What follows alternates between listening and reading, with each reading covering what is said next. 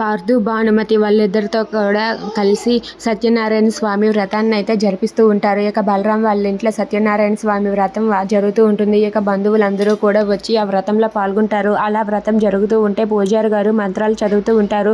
ఇంతలో అక్కడ ఉన్న భానుమతికి చాలా నిద్ర వచ్చి తనైతే రెప్పలు వేస్తూ ఉంటుంది. అది చూసి అక్కడ ఉన్న భాను వాళ్ళ అమ్మ కంగారు పడుతూ ఉంటుంది. ఏంటిది, ఎందుకు ఇలా చేస్తుంది, అయ్యో దీనికి నిద్ర ఎక్కువ, ఇది ఇప్పుడు నిద్రపోతుందా ఏంటా అని చెప్పి కంగారు పడుతూ ఉంటుంది. అలా భాను పూజ చేస్తూ చేస్తూ తను కళ్ళు రెప్పలు వేయటంతో అక్కడ ఉన్న పార్థు వాళ్ళ అమ్మ అది చూసి చాలా నవ్వుతూ ఉంటుంది.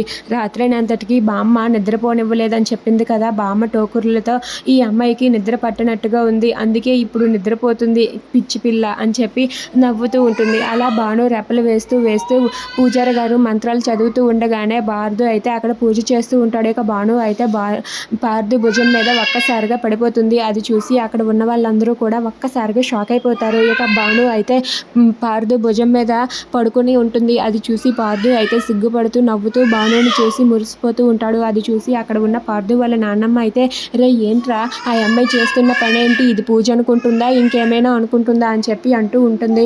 దాంతో పార్థు అయితే, నువ్వు ఆగు నానమ్మ, నేను లేపుతాను కదా, నువ్వు మాట్లాడకు అని చెప్పి తనైతే స్లోగా బస్ అమ్మాయి అంటూ నిద్ర లేపుతూ ఉంటాడు. అయినా సరే తనైతే పార్థు మీద పడుకొని ఉంటుంది. అది చూసి అక్కడ ఉన్న వాళ్ళందరూ కూడా నవ్వుతూ ఉంటారు. If you like this video please subscribe our channel.